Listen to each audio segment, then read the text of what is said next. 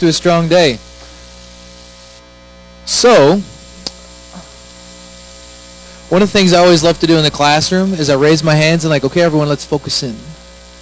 So you have the auditory response of focusing and then the hand gestures, and it actually does a pretty good job of calming everyone down. So thank you for portraying yourselves in that social experiment. So my name's Nate Johnson. I am the program chair for the conference. I'm happy to be working with Joe and then also Robin Mays in the technical program, and a variety of other really excellent people here today. A couple things I wanted to mention to you is if you haven't had a chance, if you're an author and you're presenting a paper, to complete the copyright forms. It's a physical form and it's at the registration desk. So please go ahead and do that before you depart today. That's necessary for your papers to get into Explore. And so make sure you complete that fundamental step. One of the other things that we're trying this year is each year in a young and growing conference is we mix things up a little bit. One of the great additions this year was the interactive sessions. And what we'd like to do actually is we had some good responses and interaction in those. We'd like to capture that and then hear it back to the audience or provide it back to the audience. And so there's a few people here that led the interactive sessions. Oh, Dan, excellent. The entire table over here. So maybe what I could do, since you guys are actually all the way down there, we're going to go around quick and provide a 60-second overview about how awesome was your session? What did you learn? What would you like to tell everyone here? All right, so our session, we looked at the 22 problems that prevent innovations from going forward. So we took all the things that worked and then we said, and what's the next biggest problem that you face? We came up with 22 of them. And then we broke up into 4 groups and analyzed one problem for each group and came up with some really cool ideas of how to get around those problems.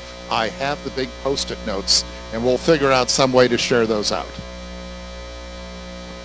Yeah, so we had a special session or interactive session out of 2 sessions, which was the disaster management track and humanitarian challenges. So it was pretty interactive. We enjoyed it very much, and we had sort of the same procedure, and that was actually driven by the group. So they were the designer of the workshop on how we did it, and we had 3 groups, and we were looking at how we can improve the, let's say, humanitarian impact of the IEEE GHTC group, and maybe Mark will say also something to this. Yeah, two really big takeaways I think that we had from the group, and we had actually I'm going to make it 3 because I just saw Claudio there. We really had an amazing group. And they were very enthusiastic, and the third thing that I'm adding is that Claudio is taking the lead in making sure the group stays together and communicates with each other and meets again a year from now at GHTC. The two kind of substantive things that came out of the group: one, we think IEEE has plenty of conferences that marvel at the wonderful technology that we create. We think this conference is the one where no matter how much the thing you've done makes it lighter or quicker or cheaper or faster or more efficient, if you don't put it in the context of the socio-technical system, the humanitarian environment and the problem that comes out of that environment, if you don't ground the technology in that humanitarian real-world problem, it shouldn't be here. It should be in those other conferences. This is an applied conference where you have to understand the context problem. The other thing is, and this was kind of an interesting one, we were talking users, and of course when you talk humanitarian you think of the recipient at the end, but in many cases our users are the practitioners, the NGO community. We're empowering them to do their job better. So it's not just about that end person in the community, who is of course ultimately what it is all about, but the thing we're doing, our community of use, is likely the practitioner community, the NGO community, the USAID community. So we thought those were pretty cool, and we're excited. Thank you.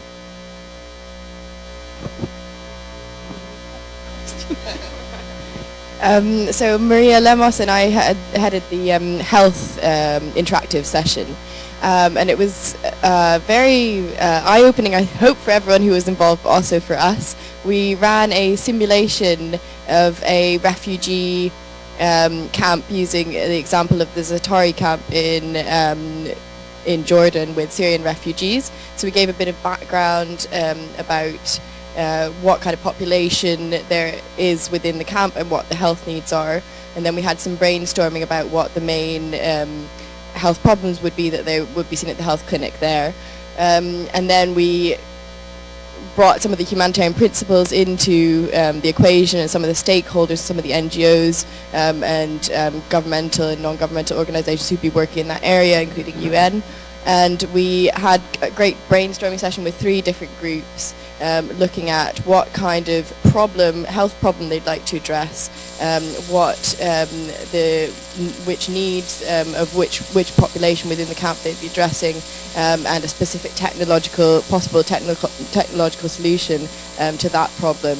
And each of the 3 groups actually independently came up with working with the community, working with community healthcare workers, and some very interesting potential technological solutions using available existing technology.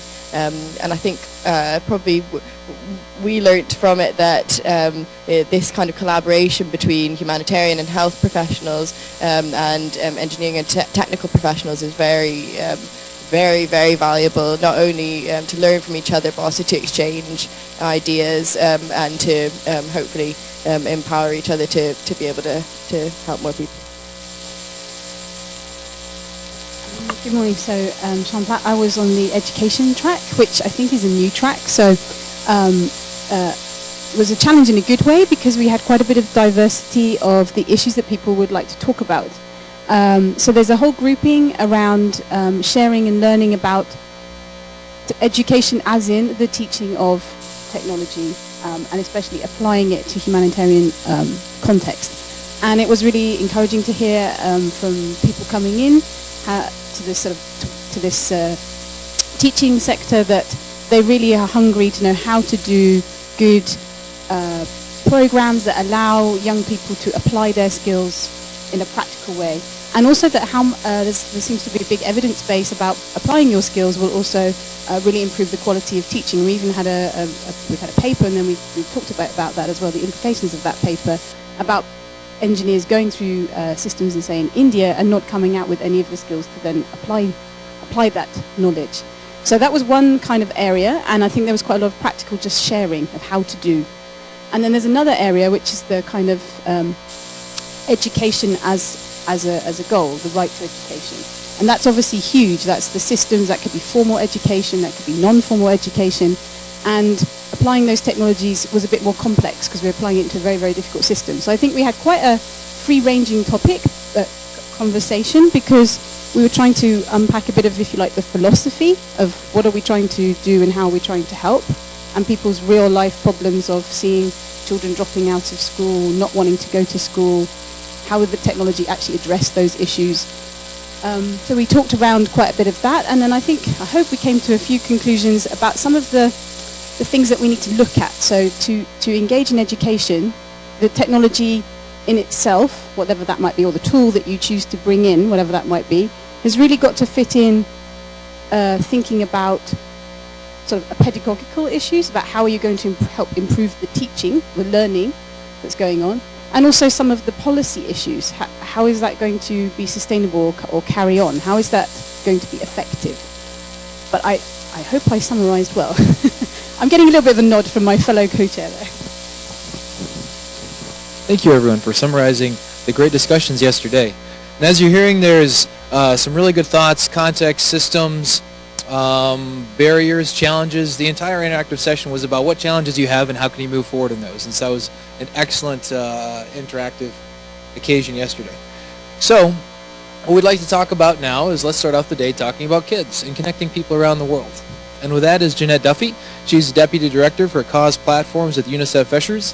She has a fantastic conversation and presentation to give today, and she has a very diverse background coming from a variety of areas. Thanks so much.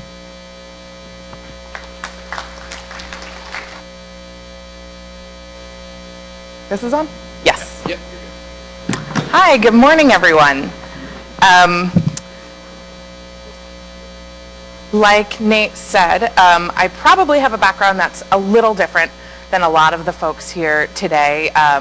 Definitely not a health practitioner in any way, but I have landed more in the nonprofit space, specifically trying to focus on how innovation, user experience, and technology can be moving our work forward with UNICEF Ventures to be teaching kids specifically and advocate for the work that UNICEF is doing and hopefully be creating the next generation of global citizens.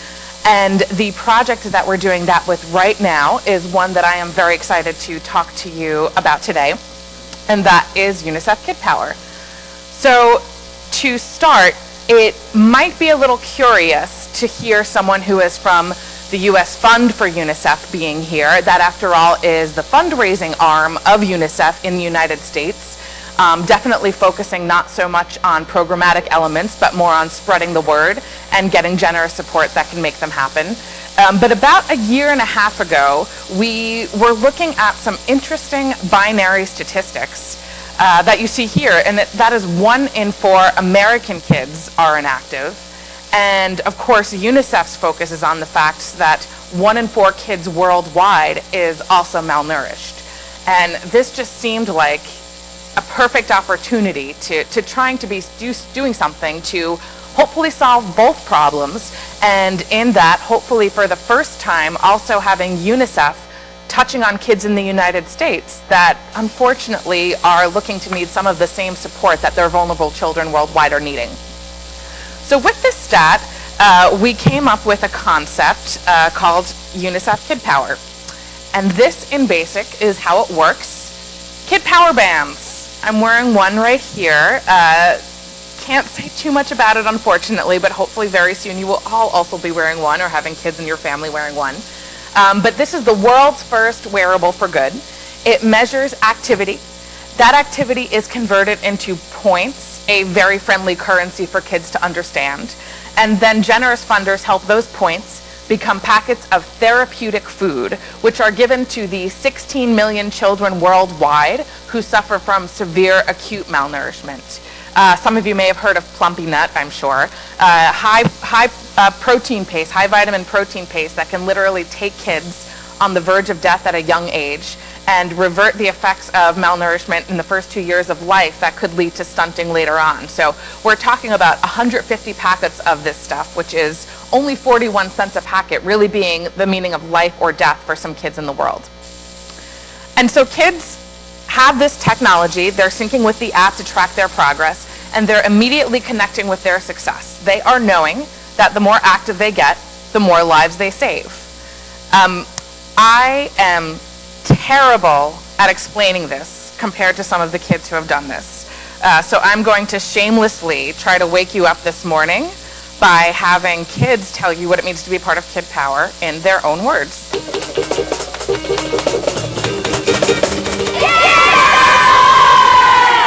Kid Power, to me, I think it's all about saving kids' lives. We have lots of food, but like if you go to another country where it doesn't have as much food as we do. Once they've had those conversations with teachers about what it means to be malnourished and what it means to be in a position to help children who are malnourished, I think the motivation came from knowing that their work was going to make a difference. Can you show me what's on your wrist? A kid's power band. It keeps track of when you exercise. The more points you get, the more money you get. You save lives. Once you reach a kid power, that's a food packet that you give. I feel like we're being like better people than we ever have been. Because it's really nice to just know that you're saving kids' lives every move you make. Our favorite part about UNICEF Kid Power is that we're running a lot, getting a lot of exercise. I also like another introduction to technology and platform.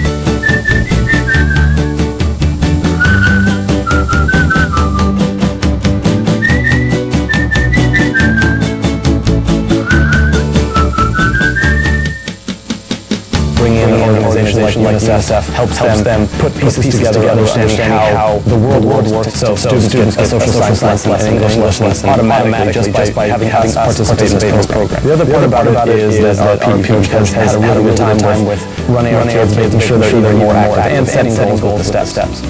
I do jumping jacks and I run around and I play with my friends. I'm having fun, I get active and I stay alive. I think it's really important for kids at a young age to be healthy, understand healthy lifestyle, but also understand service and giving back. For them to be able to contribute is a big deal for Sacramento. I'm very proud of our children.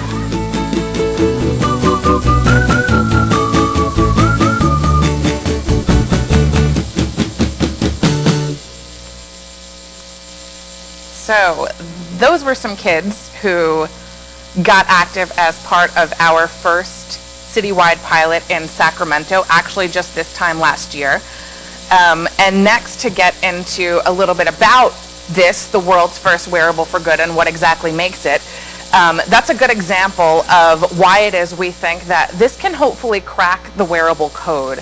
Right now, I don't know, this might be a room of people who are better at adopting things like Fitbits, just because you are so used to the technology and how it can be helpful around the world. But the average person, when it comes to the quantified self movement and a lot of the technology that helps make it possible, they don't make it beyond 3 months. It's not necessarily a habit that they develop.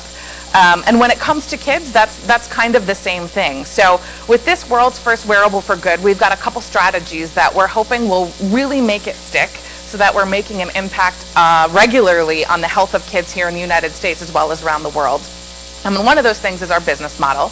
You just saw some kids there that have gotten active as part of our school program. What we're doing in the next couple of weeks that I can't say too much about, but we are also launching a similar opportunity for families where everyone can be doing this with their children at home, while also continuing our school program, which is fully philanthropically funded, so that we make sure we are reaching the most underserved kids here in the United States, the ones that are probably most suffering from that 1 in 4 statistic that I told you about at the beginning. And there's a couple other reasons we think that this will hopefully crack the code as to why this will become a habit beyond 3 months. The first one is obvious: you're saving lives. You're not doing that with your Fitbit. You're not doing that with your Jawbone. As much as they might try with other partnerships that they've done from United States-based nonprofits like Feed America, this is the only wearable device where with literally every step you take, you're having an impact, not for some sort of limited time engagement.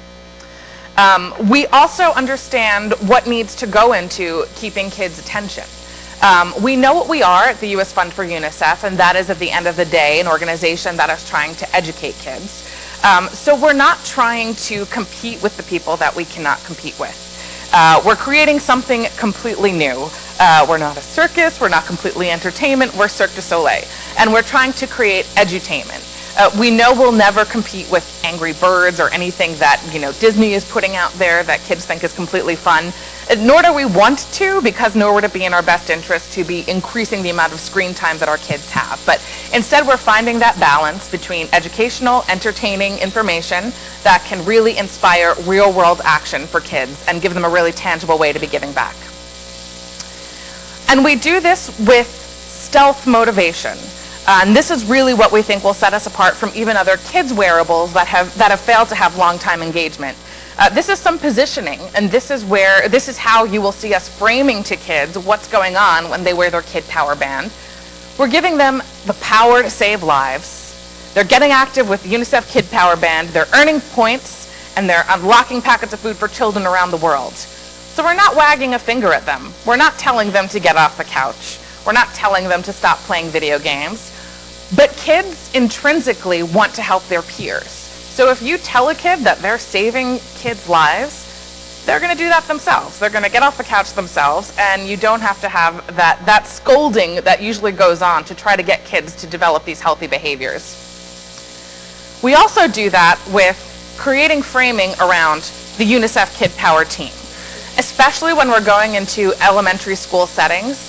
As I'm sure a lot of you realize that the work that you do, it can be hard to communicate to young children. But it's important to communicate to young children. We want them to be developing empathy at a young age, and at the same time, not be being off-put, not suffering from some of that stigma from their peers that are suffering around the world in a way that they in the developed world really cannot comprehend. And so the UNICEF Kid Power team helps us do that. We're telling kids that they're joining a team of people around the world that are ending malnutrition. You can be on that team if you are a UNICEF field worker that's helping to deliver RUTF. You can be on that team if you are a kid here that's wearing a Kid Power band, if your parents are wearing a Kid Power band. Everyone's on this team with the goal to save lives. And so it's not a matter of singling any one kid out, not making them feel responsible, and hopefully not having them feel negatively responsible in any way when we're dealing with some heavy subjects with them. So next, hardware. This is where I turn into a bit of a snake oil salesman, because I think there are a lot of people in this room that knows a lot more about this than I do. I'm much more on the user experience side. But I did want to let you know a little bit about this UNICEF Kid Power Band itself and how we think we've developed a technology that does work specifically for kids. It's completely child-friendly. It's part pedometer, part accelerometer. So that it's really capturing the best of kids' activity. It'll have their steps, but it'll have also the flailing crazy arms that you see happening during kids' days all the time, especially in the classroom. And you know, to accomplish this, we went direct to manufacturer, which was a first and certainly kind of unprecedented for a nonprofit fundraising organization to be working directly with manufacturers in China to be developing a product. And I'll get into that a little bit later, but it really did allow for us to come up with something that works and kind of was better than what was already out there for kids. And that includes not having GPS. We don't want to have any of the stigmas that come with some of the nerves that parents can have when their kids are getting involved with technology. It's USB charge. It's Bluetooth sync so that we can create fun companion app experiences and be keeping up in real time with the progress kids are making to save lives. And what's gotten a lot of practitioners really excited is that in doing this, we anticipate that especially by the end of this year, we'll have the largest known data set on kids' activity. The Kid Power Band measures activity in 15-minute increments. So for the first time, we're really getting into an understanding of kids' habits when it comes to physical activity, when they're doing it, identifying when they need to doing it, seeing exactly which motivators work, and really hoping to contribute to the quantified self movement in a way that minors haven't been able to do before, because we've come up with a way to be collecting all of this anonymized data. So that's something we're really excited about and hope to connect with folks that are eager to be using that data in a meaningful way. So in order to actually get to that data, though, we knew we had to create a user experience that worked. And it's an experience that has to work in all of those settings that I was describing. It's got to work for a teacher in a classroom who is in an underserved school with an underserved population, is doing the best she can and doesn't really have a lot of extra time. And we also want it to work now for parents and children so that this is something they'll embrace, and when you're a parent not doing it philanthropically funded, something that you'll pay for. Like I said, we are a fundraising nonprofit. This was a complete new experience for us, and while I will talk a bit more about our process later, what we really wanted to do was make sure we were tapping into as much expertise as possible and getting as much information as we could to make sure that we were creating a product for the first time that would actually work. And so we feel that we've done our due diligence in that way. Firstly, we've been doing this in schools. As of March 2015, we've had over 11,000 kids wearing the Kid Power Band, getting active, and certainly not being shy about telling us what they thought about the experience. We also have done a formal program evaluation. We've done some lo-fi early user testing of the product that we're about to release.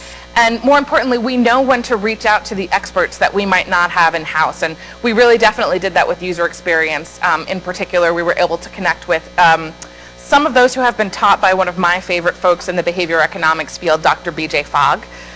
Simplicity Labs is a new organization run by David Myo, and he is the very first behavior design major to come out of Stanford University.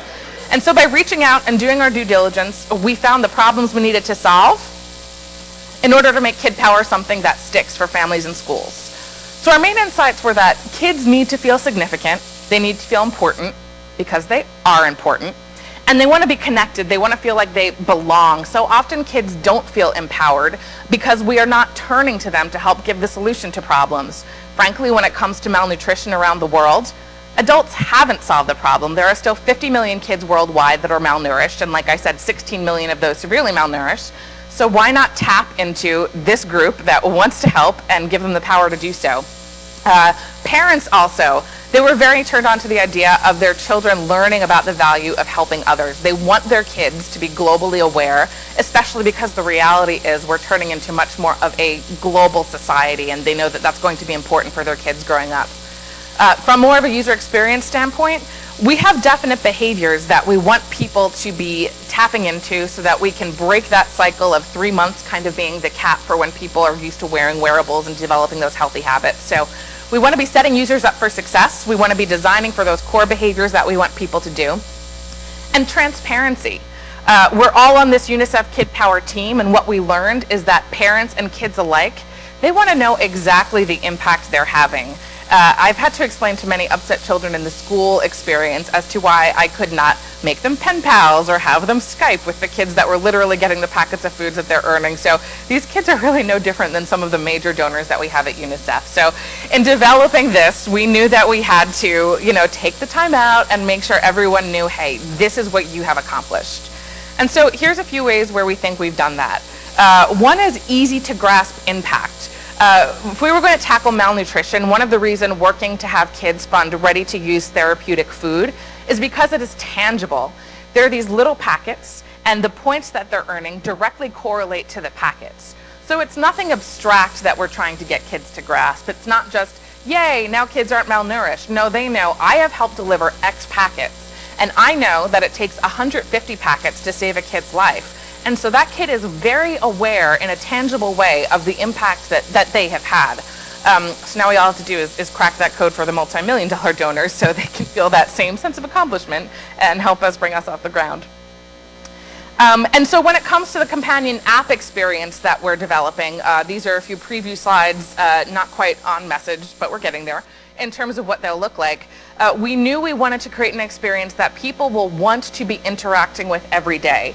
We are a fundraising organization, and our job is to make sure that people know about UNICEF, know about it in a meaningful way, and by touching kids, we are hopefully developing the next generation of UNICEF supporters. We've been doing Trick or Treat for UNICEF for 65 years, and so many of our donors now say, yeah, it all started when I trick-or-treated 50 years ago. So we want kids to say it all started when I kid-powered 50 years ago. So that is our goal.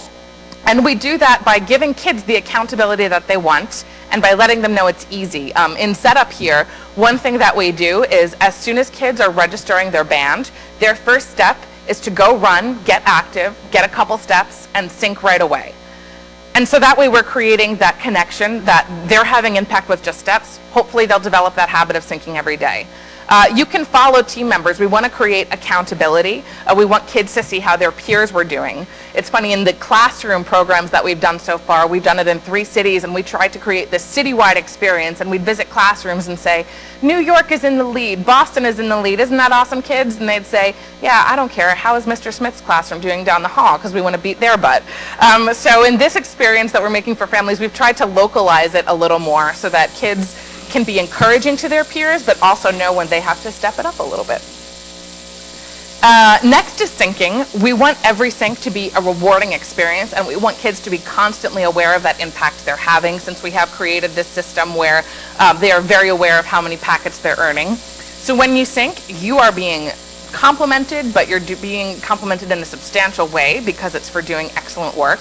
And we've also worked in digital rewards because while we're not trying to encourage screen time, we're hoping just 5 minutes a day, we do know that this is something that gets kids excited.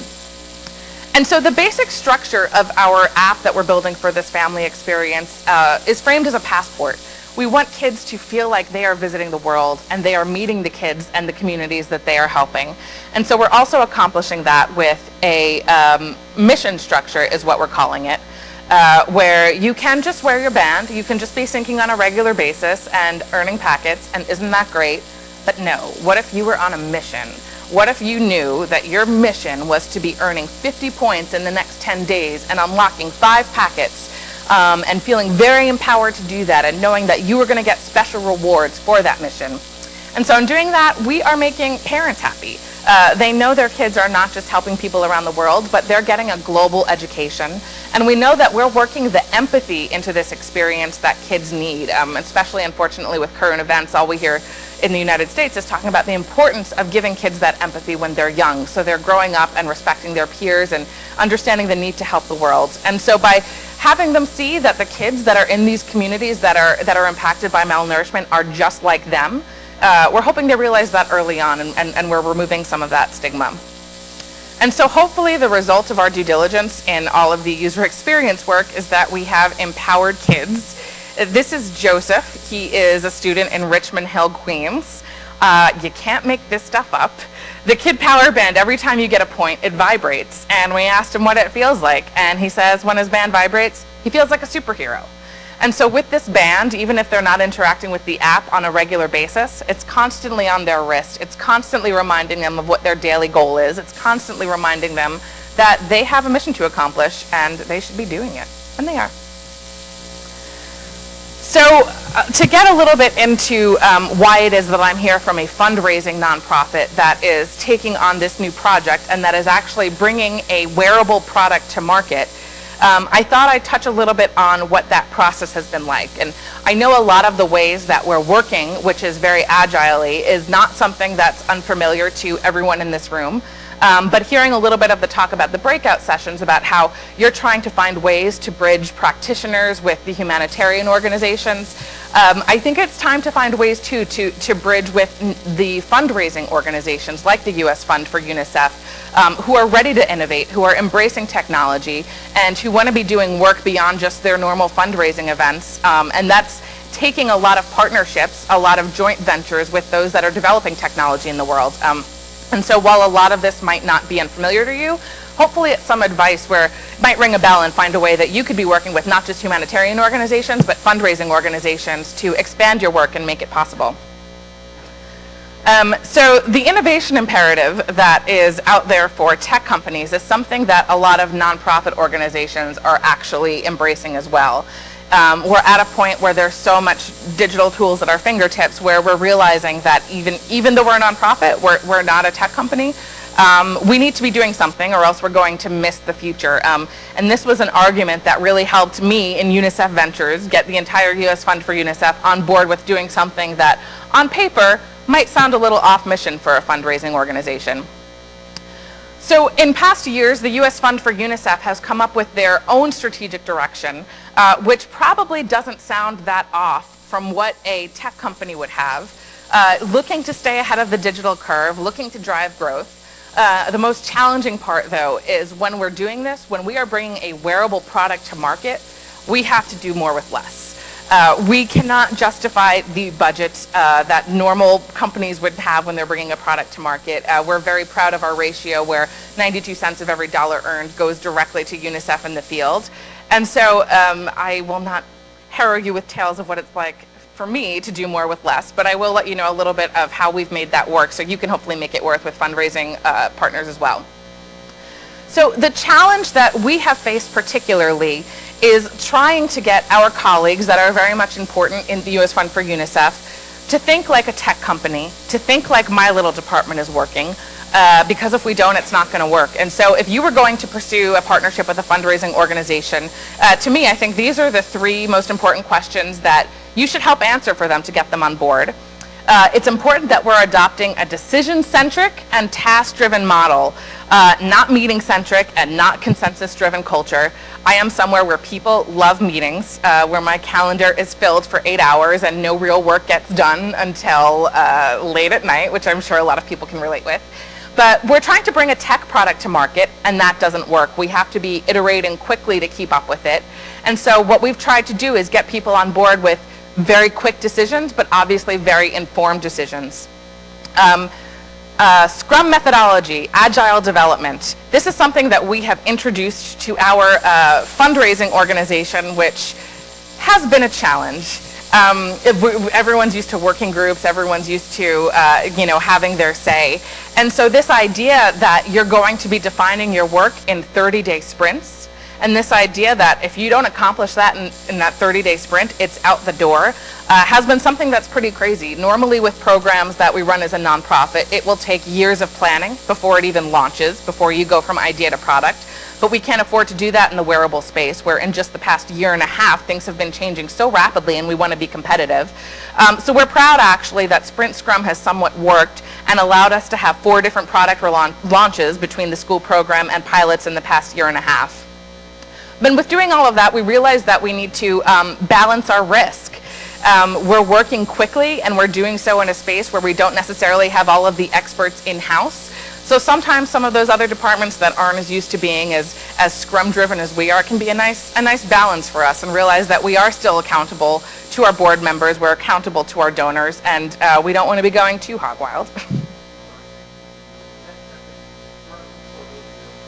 Absolutely. So agile development is what drives a lot of software development. And so if you're working agilely, sometimes that is done in the Sprint Scrum methodology. So what that is you have a core Sprint team, you have a few representative members of your team, and they're informed to make decisions on behalf of their team. So you avoid this idea of a huge committee of people that's all together with very valuable opinions, and you narrow it down to just a few who can get together once every 30 days and say, here's what we're going to accomplish in those 30 days. And that's your sprint.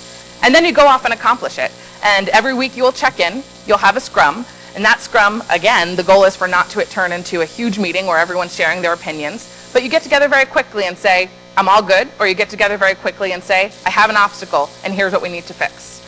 And that way you are able to focus on your work, you are able to get more done just kind of with that hanging deadline over your head of how important it is in this 30 days. And things don't seem so insurmountable when you're dividing it into those 30-day chunks. It's not like you're looking at a whole year calendar at a time. You feel very empowered and you get things done.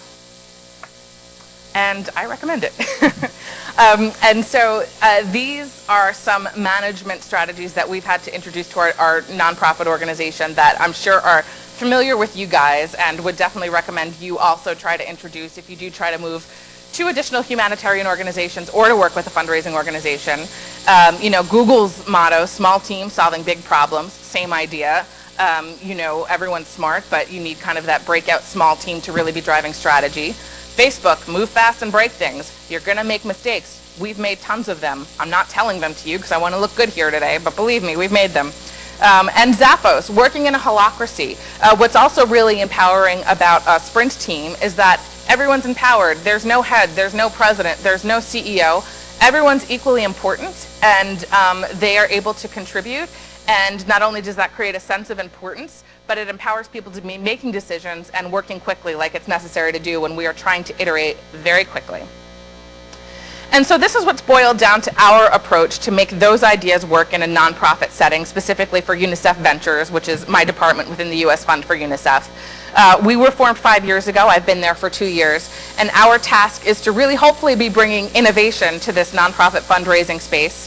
We're supposed to be forming new business collaborations and bringing in new ideas to spread the word about the work UNICEF does. We do that with new insights. So like I said, we definitely don't have the expertise in-house yet, unless our team grows. But we are not afraid to ask questions. We are thrilled to have so many colleagues that think this is a great idea and have been able to form kind of like a little advisory group that we can go to with quick questions and guide decisions. And this is something I recommend. If you're doing something cool and you can limit the ask of people, they'll want to help out. So for this advisory board, we just say, hey, you know, maybe you can have a half-an-hour call with us every 2 months and just tell us if we're crazy or tell us if we're doing something right. And that's really worked. So we've worked with Michael Levine. He is the CEO of the Joan Gans Cooney Center with the Children's Television Network. So he's really helped us with kind of how to bring gaming to this space. Dr. Deborah Lieberman from the University of California, San Diego. She's helped lead in our program evaluations and really given us a sense of what exergaming is and how we can be using that in the right way. Chris Gifford, he is the creator of Dora the Explorer. He has captivated kids' hearts and minds, so he's helping us do the same. The second, existing assets. We are a nonprofit that fundraises, but we do have some things in-house that could contribute, so we didn't need to start from scratch. We have an entire Teach UNICEF department, and they've given us the resources they need. Joint ventures. We ask the people to come on board if we don't have the expertise. So we have partners that are working on the app development and engineering. We have industrial design partners that have helped us make this Kid Power band. We have user experience experts that have come on board and told us how this should work. And finally, agile development. Like I said, we've got to be doing that all in sprints and scrums, or we are going to miss the boat. Just a quick shout out to all of the collaborators. I won't waste time going through it, but I just felt like I couldn't come here today and make it sound like I was not the one bringing this all to life. This is kind of a look at that team that I talked about, where we're eager to reach out to outside experts so that we can make this happen. And happy to talk after with any of you about this fantastic team so I don't go too over in time. And finally, I can't get up here without telling you what this all has done. We've had 1,259 severely malnourished kids' lives saved because of Kid Power so far, and we are not done yet. Our school program is going to reach 70,000 kids this spring in 13 different cities. And these kids so far, they've walked around the earth 23 times. So that to me says we're doing our job. We're getting kids active and we're saving lives. This is a shameless plug that I wish could be more of a plug, but I implore you all, if you thought any of this was interesting, please go to our website this Tuesday, October 13th. We have a hugely exciting announcement from some partners that would put duct tape on my mouth if I knew I was even saying this. But we really do hope you'll all check in if you find it interesting, because there you're going to find some ways as to how you could be bringing this to your family or bringing this to schools near you. And just because I know that my power up here is showing cute pictures of kids who have done Kid Power. This is a little girl from Boston who lives in a high-rise, low-income building. And her mom told her principal that normally she's on the 16th floor. She takes the elevator every day to get to school. But one morning she woke up with her Kid Power band on and said, "I'm leaving early. I got to take the stairs. I've got to feed the world." And so to me, it's hearing stories like that this stealth motivation is working. Kids want to get active, and kids really want to tap into this intrinsic desire to be helping their peers.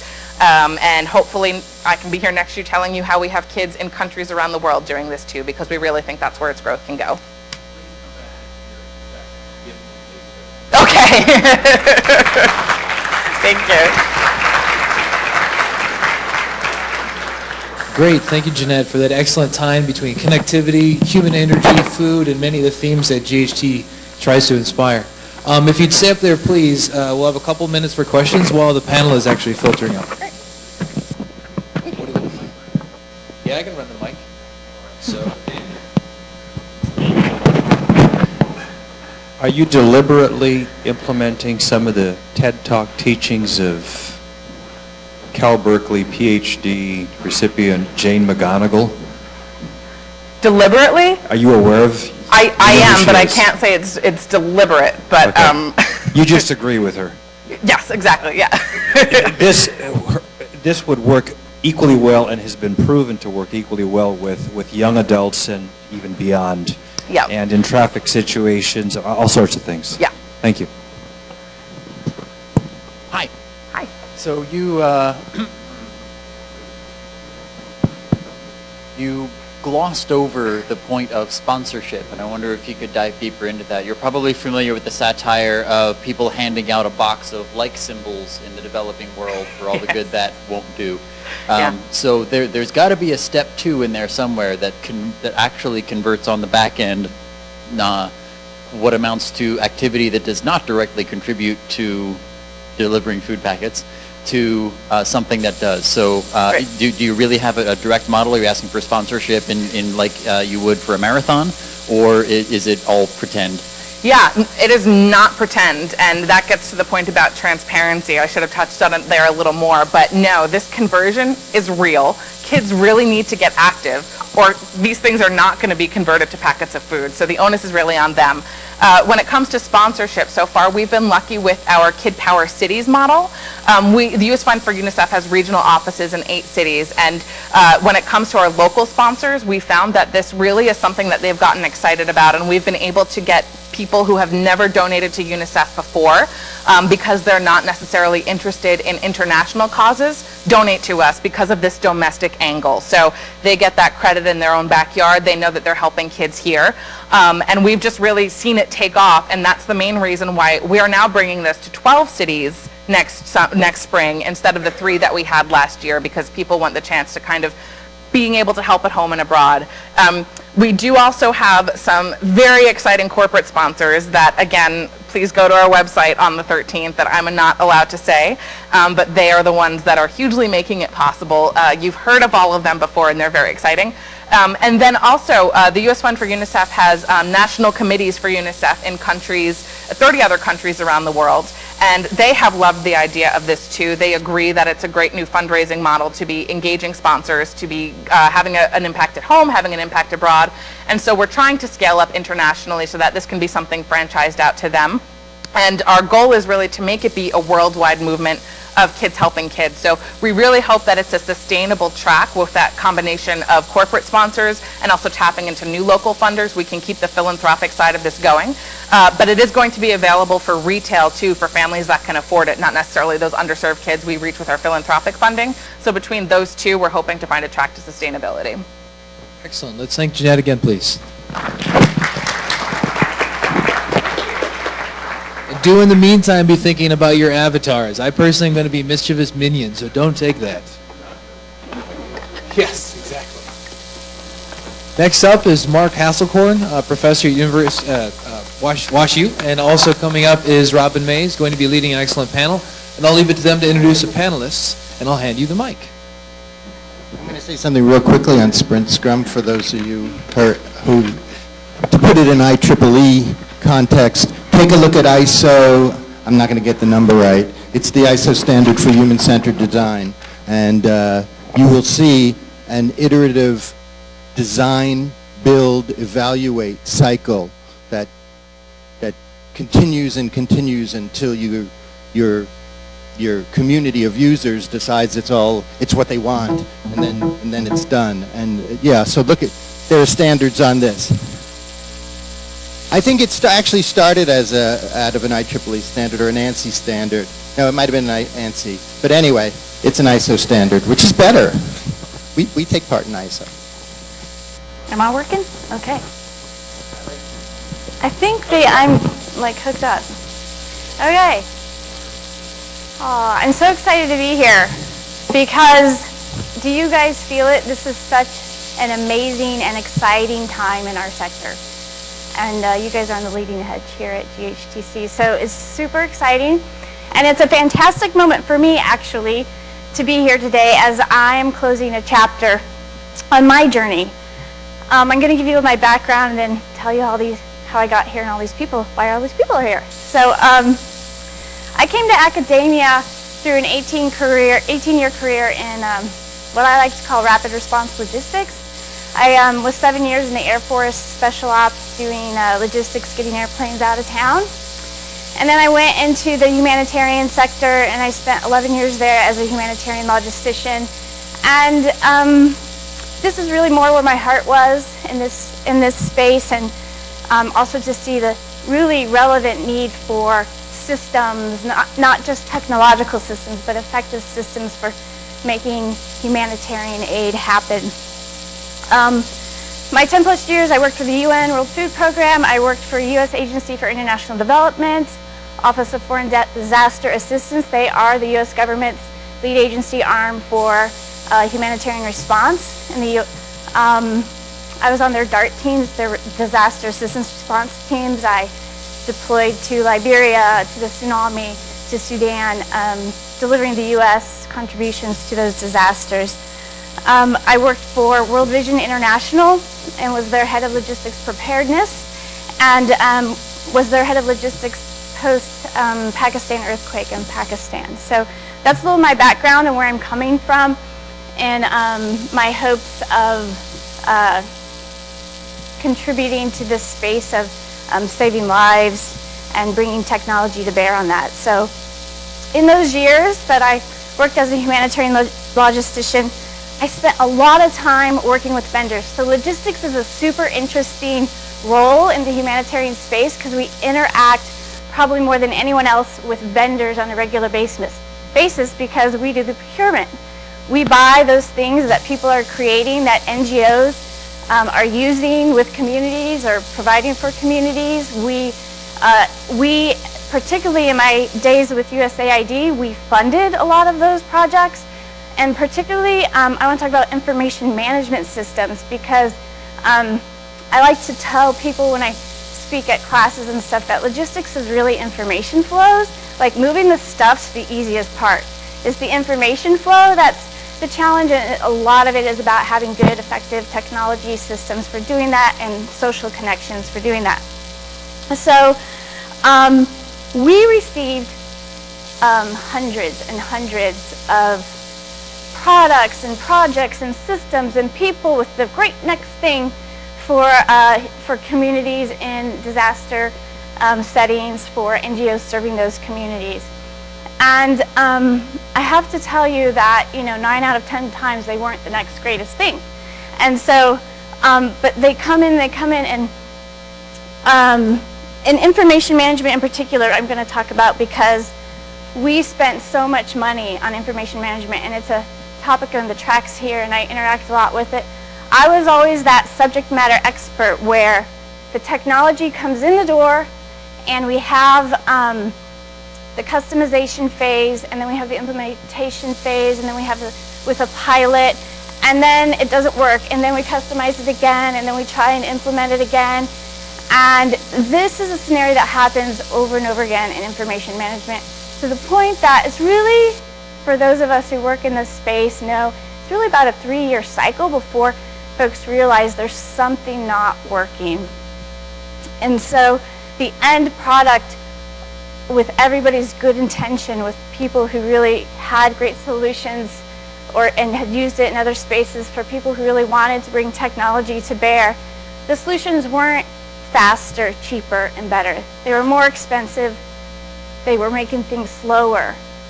They weren't improving. So a lot of people are asking, I was frustrated and disappointed. We have this wonderful group of people with amazing talent and resources and skills who really want to come and create and design and make wonderful technology to benefit humanity. And we have this other wonderful group of humanitarian organizations who are doing that work on the ground and need the technology and want technology in that space. And we would come together even for years at a time and still not end up with a solution. And so the question is, why weren't we creating helpful technology? It doesn't make sense, right? When all the goodwill is there and all the right skills are there and all the people who care are there. And a lot of people are asking that question and have been asking that question. So I go back to school. I had the joy of meeting Mark Haselkorn, who helped us with an information management project at World Vision International. And 4 years later, I did a big research project with Red Cross. We have a Red Cross person here on what is effective humanitarian work. Robin comes back to school. Oh, I'm sorry. Robin comes back to school, walks in, tells her story that you're hearing, and immediately gets a very prestigious National Science Foundation graduate research fellowship to fund her to do what she does. So, thank you. Okay, so. But I'm not the only one asking these questions, right? We have a lot of great minds. Everybody in here is asking those questions. And, but I come to this key innovation challenge, which I bring you all here today because this is a community that cares about that, is at the Global Humanitarian Technology Conference, the challenge is, how do we get humanitarian into the technology? And what I mean by that is, how do we create and design technology, whether it's an information system or a product or what have you, for a work system and context that's not beholden to our traditional values that we were given when we learned how to create technology. You're like, what? What I mean is, humanitarians in their work are beholden to a different definition of effectiveness. You know, our traditional definitions of effectiveness have to do with sort of having the perfect right solution. And effectiveness in the humanitarian context has to do with human rights laws and humanitarian law, like self-determination, that we're not violating this human right that we say is a law, that people get to choose what happens to them in these situations and have a say in what care they receive. Or they're beholden to the ICRC and NGO's Code of Conduct for Disaster Relief. There's 10 principles. If you're not familiar with it, look it up. It's very easy to Google. That says, for example, we'll include those beneficiaries in the decision-making of their care and deciding how their care is implemented. And humanitarian principles, which I know a couple interactive sessions got to talk about yesterday, of neutrality, impartiality, humanity. Is technology neutral? I think those of us who design it know that it's not. But when we're designing and when we're being raised as technologists and learning our skills and then going into the field and designing things, are we thinking about that? Are we thinking about, will this design somehow impact human rights law, someone's human rights? Will this impact the ICRC Code of Conduct? Will this make whoever is using this technology accountable to those laws? Because these are the things that equal effectiveness in the humanitarian space. It's not always something you can count, but it's something that will stop any technology dead in the water if it isn't making it a better result in this area.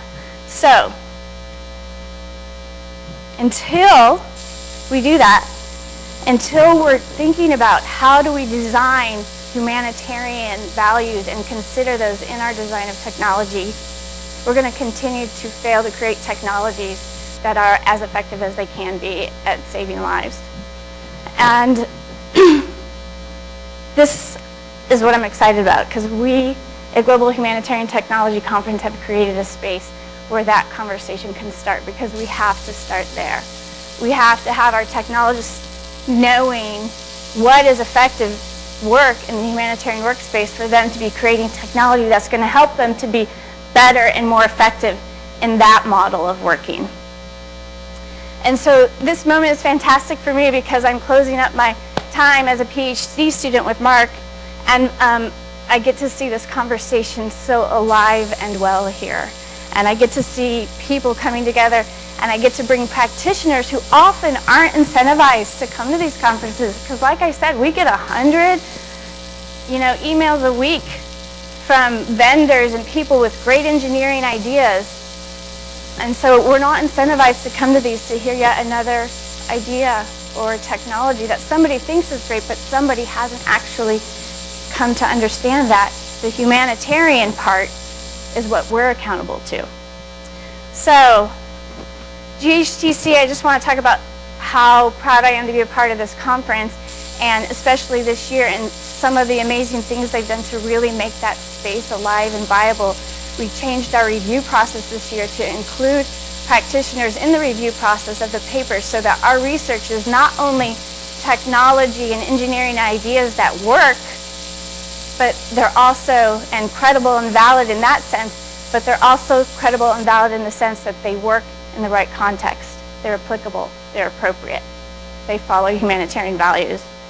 A second thing we're doing is those interactive sessions, which we had a great response from, where actually you have folks sitting together and saying, this is what this means to me, and this is what this means to me, and what amazing, better results are we going to have in our research that we have these two communities talking to each other and creating that space for it. And then finally, this panel, where I went out and strong-armed all my favorite practitioners to come and talk to you. There's so many more out there, but these are some of the best who are out there and can talk in this space where we need to be teaching each other and we need to be learning each other's languages. And they have some experience in the technology and the humanitarian space. And so I'm really excited to hear what they have to say today about the future of humanitarian technology. Yeah.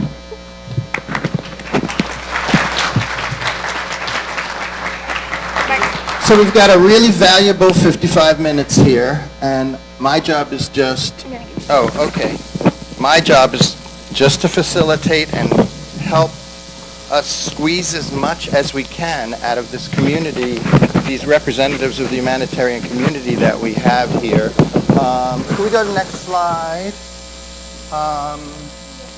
Oh, I do it. I'm sorry. There you go. Okay.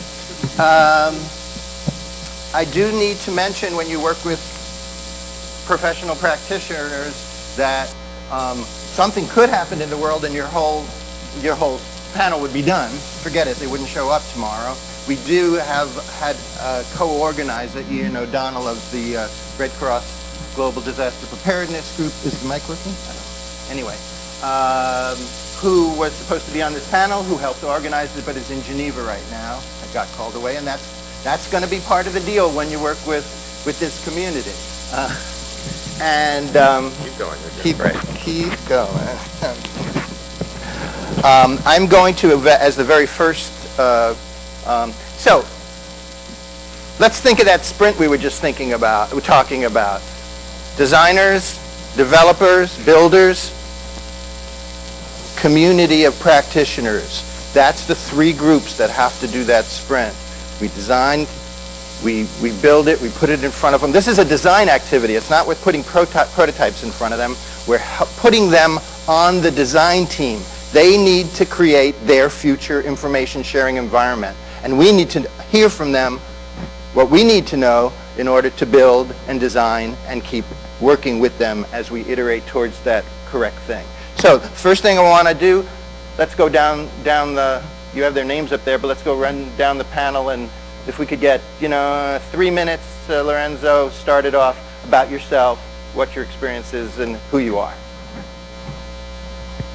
Hi, very good morning to everyone. My name is Lorenzo. I work for the International Federation of the Red Cross and Red Crescent Societies in the Continental Office for the Americas region, which is based in Panama. I've been working in the humanitarian sector for over 15 years now, in most of the major crises in Europe, Middle East, Asia, Africa, and now in the Americas. And currently, I've been working primarily in emergency relief and recovery operations for many years, and in the recent times, after heading our Haiti earthquake operation, which was the biggest single country operation that the Red Cross has had in recent times, and now in charge of the learning and innovation unit. And I guess the reason why I'm here is to try and learn from you. That's the very selfish objective that I had when I was invited to come here. And the second one is probably to try and give you some ideas on what we need as community practitioners to get the best out of that cycle that Mark was referring to, in which we try to present our challenges that we face in the humanitarian world and the ideas that you have from the innovation and technology industry. My name's Miriam Orcutt. I'm a medical doctor. I'm based in Oxford with the Humanitarian Innovation Project, which is under the Refugee Studies Centre, Department of International Development. But I focus on medical humanitarian innovation and looking really at how can we better implement, from a practitioner perspective, innovations on the ground which are going to be useful, effective, and not do harm to patients. It is a really exciting field, and I also am learning a lot at this conference, and a lot about potential collaboration and just really discussion between different groups. I think that from my personal background, being sort of a practitioner, a medical practitioner, plus doing quite a lot of global health and humanitarian work, sometimes it can be easy to get sort of stuck in one's own silo and not to talk to other people with expertise who have, more than enough to offer. And I really want to break down those barriers. So today, hopefully, by giving some medical and health technology examples, I can open that discussion for medical innovation in the field. Good morning, my name is Sian Platt. I work for Plan International, and I live and work in Bangladesh. I live in Dhaka. I feel like I'm the wild card, to be honest, on this panel. I think I come very much from the, if you like, more of the frontline perspective. Plan is a child rights focused NGO, and I've worked in this sector for more than more than 15 years, and I've worked in relief contexts, mostly natural disasters, and I've worked in development. And so yeah, I was perhaps the random choice. I very much thank Robin for persuading me to come, because I said, I don't know anything about, engineers and technology. And she said, no, you should come. And I'm very glad that I did come, because I realized that, as all the panelists have just said, there is a need to talk to each other and to understand your reality, but very much to explain mine and the practicalities of implementing some of your great ideas and helping me design better ones. So I'm really excited to talk to you all. Maybe one other piece of context, I've worked mostly in Asia, but I've probably now worked in nearly every continent. So I have some experience and understanding of the challenges of also bringing technologies and wanting to implement them in more than one kind of location, and the challenges of adapting to that. Hi, I'm Dan McClure. I'm from ThoughtWorks, and I thought I was the random choice. I basically work in a strange space. It's the space between practitioners and between the organizations that want to do innovation. And my real focus is on how innovation processes are broken and how that needs to be fixed. And so really, how do we reinvent invention is my primary focus within the humanitarian sector. Awesome. What a group. Thank you, Robin, for bringing them together. So, we've got about 50 minutes, and I definitely want to leave at least 10 of that for you guys to come in. So we've got 3 questions. Basically, what's working, what exists that excites these people, or what promise do they see, or maybe not? What are the ingredients of those things that are working? What's the secret sauce? What distinguishes the things that are working? And then finally, what does that tell us about how we move forward into the future? So, looks like we've got, we can do about 12 plus minutes on each of these, 4 minutes each of you. So that our sprints will be about 4-minute sprints on each question from each of you. So let's continue the order. I like the way we're going. Lorenzo, what's going on out there that you think's good? What's exciting? Oh, I see. So Thank you. No, it's okay. People. Oh, we're good. Okay. Thanks, Mark. Maybe before the what works, I have a question. Another question that I posed in here is that why do we need to do it? Because it has been said a couple of times yesterday, I heard, but it is important to particularly to the engineering industry and the technologists to understand that the why is because as humanitarian practitioners we can't continue doing the business the way we did it before. It doesn't work. It's not effective any longer. And it is not because the world is changed and the humanitarian landscape is changed. The ecosystem is changed dramatically in the last 20 years, but even in the last 10 years. I was counting around the humanitarian assistance has tripled in the last 10 years or so, and yet we are probably less effective than what we were before. And there are many different reasons for that. But what is true is that we need to rethink the model that we worked on, where technology has a critical place to play, a critical role to play, but it's not necessarily the only way. And I think it's important, it was mentioned yesterday a couple of times, innovation is not just about technology. And I think it's important again to re-emphasize that we have to look at both aspects, technology, yes, but also processes and the socio-dynamics of where technology is introduced. And in the work that we do in the Red Cross, there are elements that have to be considered in that ecosystem that change. There are issues that were mentioned yesterday about migration trends that dramatically change the way we do business. We're talking about urbanization, and that's not something that as a Red Cross we are very good at. And I would say most of the organizations are not very familiar with dealing humanitarian crisis in urban settings. We are talking about the complexity of the conflicts we are facing, from the and the challenges that, you know, this is not like before. We used to have two fighting factions, and it was a little bit easier to understand who is on one side, who is on the other. This has changed. There are many different elements that are now playing, many different actors are now playing into that war game, and we need to understand those.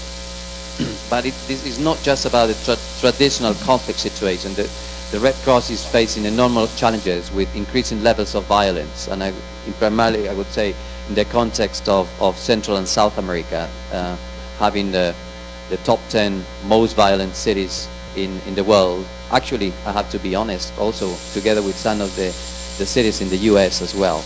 And that's a challenge that the Red Cross is facing, and it's facing in Central and South America, but it's also facing as American Red Cross here in the US.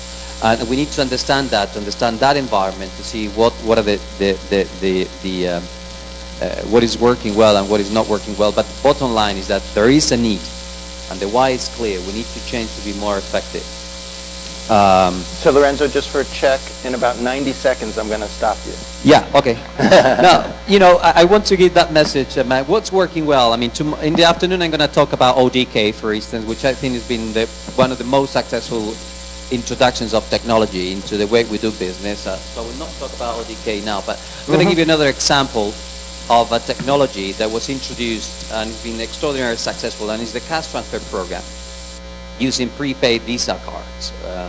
It's a partnership that the Red Cross is having with Visa, and is now allowing us to distribute prepaid Visa cards. And it's thought from the preparedness point of view, meaning we are ready to distribute up to 20,000 families on 24 hours, prepaid cards, in 33 out of the 35 countries that we have in America. That's innovative. And it's not necessarily about the technology itself, because the technology exists.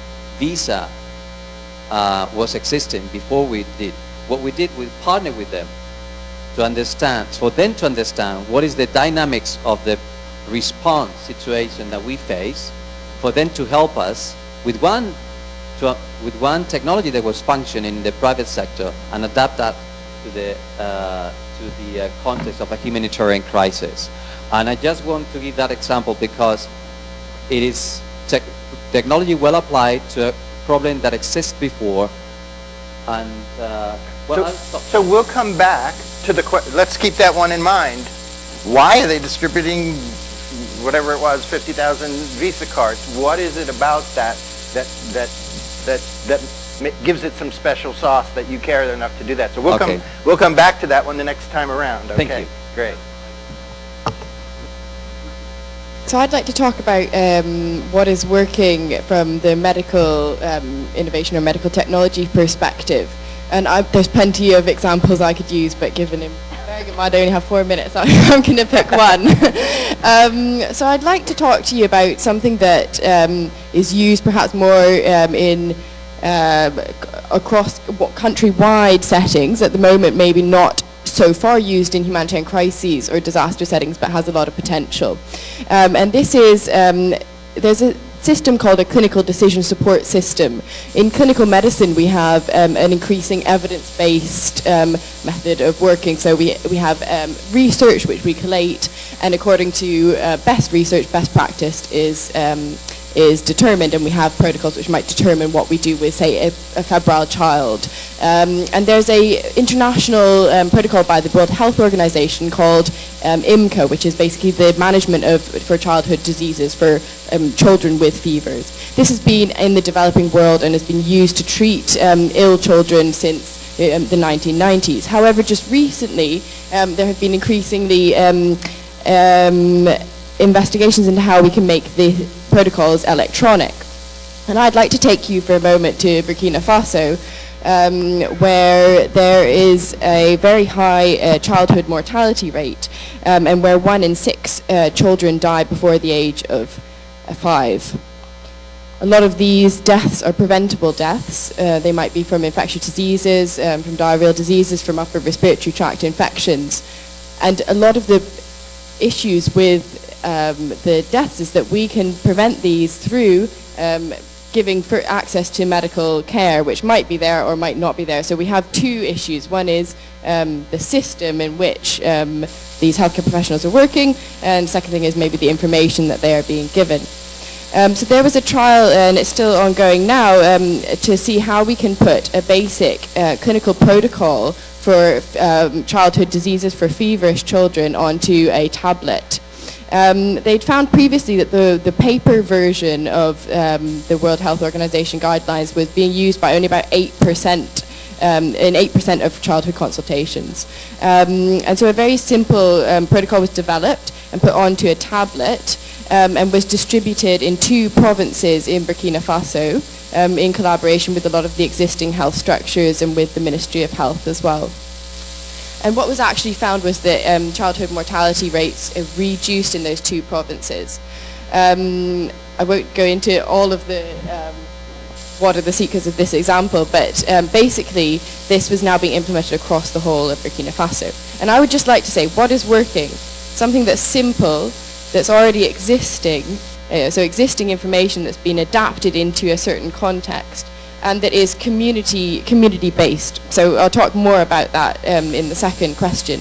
But these protocols were implemented with the local communities, with the local community healthcare workers, and in collaboration, so it was an appropriate technology.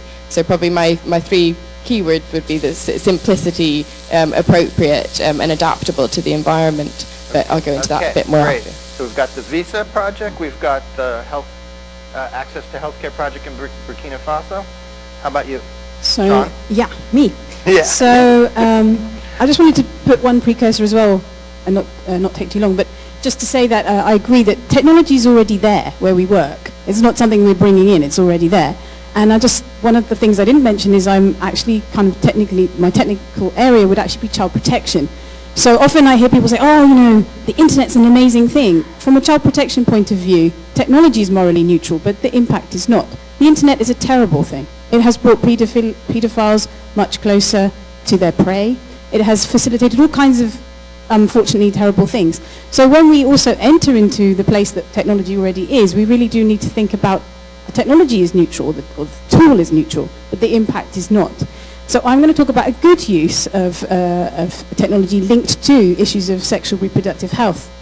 So my organization works with adolescent sexual reproductive health in Bangladesh. It's a very critical issue because, like practically every country in the world, nobody wants to talk about sex with adolescents, but they do think about it. If this is a surprise to you, you may not be a parent of a teenager. So we have a project that covers a whole bunch of other activities, but I'm just going to tell you about the helpline because it's very simple. We have set up a helpline. It's still new, so it's still yet to be proven the full impact. But young people can ring up on their mobile phones or landline and call a counsellor and ask them questions about sexual reproductive health that they're not able to ask anybody in their context. And there are other kind of uses of simple technologies to help that. So obviously when you get the call, you log the call and you collect basic monitoring and evaluation information, which allows us to draw conclusions and have an evidence base, which will allow us to try and persuade the government to allocate resources to this vital area because nobody wants to talk about sex to adolescents, so there isn't a problem, right? And also, we don't know what young people really don't know. So this is a way of finding out, and it's anonymous, so it's easier for them to be honest. Anytime you try and ask people questions about sex in any country in the world, they lie. They also lie depending on which gender they are. And so we can use these questions that people are asking us in real time, and we then link that to radio programs that we're making, where we have question and answer sessions with experts or with other young people, and we put the radio program is influenced by whatever the questions are being asked online at that time. We do actually have also web-based applications that we're using, and we have like games and questions and answers and things that you can do online as well. But though there is internet use in Bangladesh, that would still be a little bit low. I'll just point out one problem that we have is I suspect that it will be proven by the data, but there's probably a gender bias about access to the phone to ask the question. So I would I will wait and see, but it's probably likely that boys more than girls will be able to access phones. But I wouldn't prejudge that because young people are super resourceful. Excellent. So now we've added linking young folks to counselors in Bangladesh. Dan? All right. I find an interesting thing when we look at what works. There seems to be sort of a bimodal model here. So you hear some very high-profile successes like crisis mappers, the adoption of mobile phones, leapfrogging the telecom technologies in Africa, or microfinancing. And those stories seem almost ludicrous in their ambition. They're so big. And then there's a number of stories that sort of conform to the, it's simple, it fit in, and it, slotted into an existing ecosystem, and those seem to work too. What's missing is the center area of the space, of the thing that's a little bit bigger change, a little bit more ambitious, and those seem to be really troubled.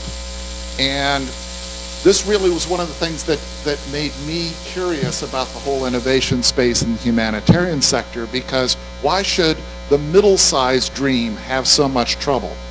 And the analogy that I've come to use now is one around building a home and doing home improvements. So if you're going to change the color of the drapes, you might still have to get your spouse's approval. It costs a little bit of money, you've got to have it done, but it fits into the way the home is currently used. The new brown drapes aren't going to be any different to use than the green drapes, and as a result, it's a fairly smooth adoption. And so those incremental changes go fairly smoothly. If you want to do a home improvement that involves building a mansion on a greenfield piece of land, while that's a much bigger effort, it's also something you can kind of do on your own time. You can figure out what you're going to do. You've got open land. You can build everything from scratch exactly how you want it. That's the crisis mappers. That's the folks that essentially sprung out of nowhere and created a brand new space. And if you read the story of crisis mappers, they responded within weeks to an unexpected challenge. And they basically came out of nowhere. They built an entire new ecosystem on greenfield. Now imagine you've got a house full of people, grandma, 9 kids, 7 dogs, whatever, and you try to move the bathrooms. That involves tearing out all the plumbing, telling people that they don't get to use the bathroom for 3 or 4 weeks. You've got to deal with existing load-bearing walls and all of those sorts of things. That project is fraught with danger, even though it's a smaller project than building the new home. So what I've seen work are big greenfield dreams where you can create your own ecosystem, small things that fit into an existing ecosystem and replace an existing piece of functionality. The ones that are troubled and need special attention are when you try to move the toilets. Mm-hmm. That's great, Dan.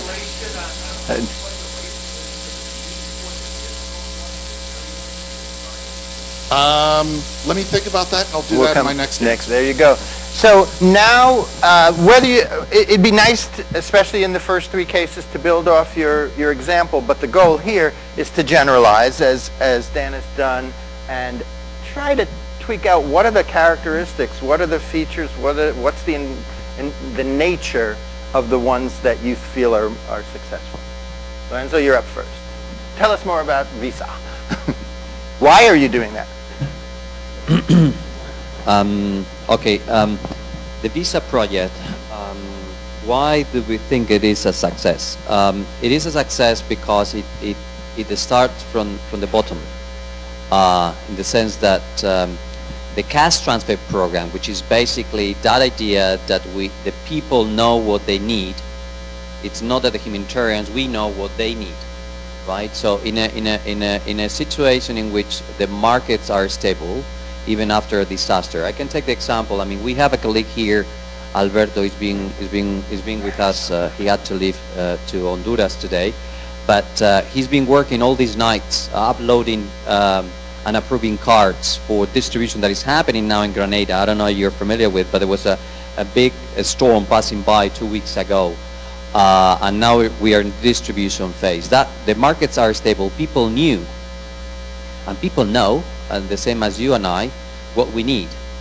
We don't have to tell them what they need, whether you need a hygiene kit. People know. So that's sort of the first idea, that we start from the bottom and say people know what they need. In this case, they need cash, so they can reactivate their livelihoods and lives, and they know what they have to buy to do that. So starting from that point. So this is not new.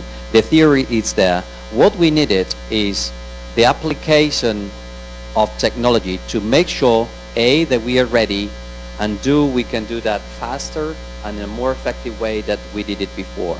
I mean, cash is only relevant. You're able to do it very quickly after the disaster. After, it makes no sense. We failed before, and I think it's important. Somebody was saying, our UNICEF colleague was saying that she's not going to tell us about the number of failures that we have. We have many of them, right? We tried to implement cash transfer programming with American Red Cross in Haiti after the earthquake, and the dynamics of that ecosystem are so complex that in dealing with the government authorities, by the time we were ready to distribute, it made no sense.